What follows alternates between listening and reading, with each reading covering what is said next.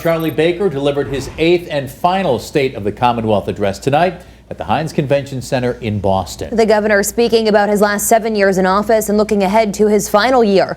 Western Mass News reporter Lindsay Kane is live for us in studio with the details. Lindsay? Chris and Jordan, the governor is pleased where Massachusetts stands in terms of the COVID-19 vaccination rate in the state, the amount of money given to small businesses during the pandemic. In his final year, he's looking into passing mental health legislation and keeping criminals behind bars before trial.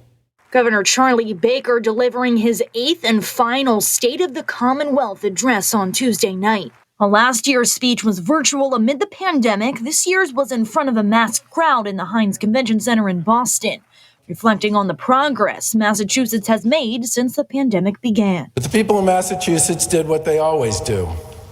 They collaborated, created, reimagined, and made the unbearable bearable. While the Department of Public Health puts the number a little lower, Governor Baker says the state has an 80% vaccination rate, a rate that is at the top of the nation.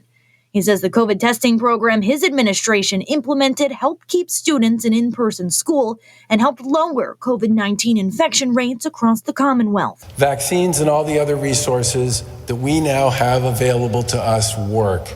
The chance of suffering serious illness if someone is vaccinated is very, very small. The state funneled over $700 million to more than 15,000 small businesses across the state, passed legislation to decrease evictions dramatically, and lowered the unemployment rate to just under 4% for the first time since 2020. In the governor's last year in office, he plans to file more legislation to prevent violent criminals from walking free before trial and file legislation to make behavioral health services more accessible.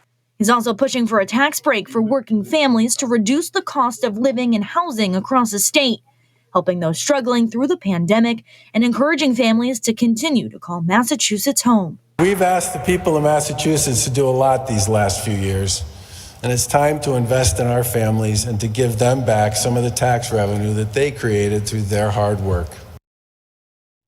Governor Baker and Lieutenant Governor Polito have already announced they will not seek a third term in office. Live in studio, Lindsay Kane, Western Mass News.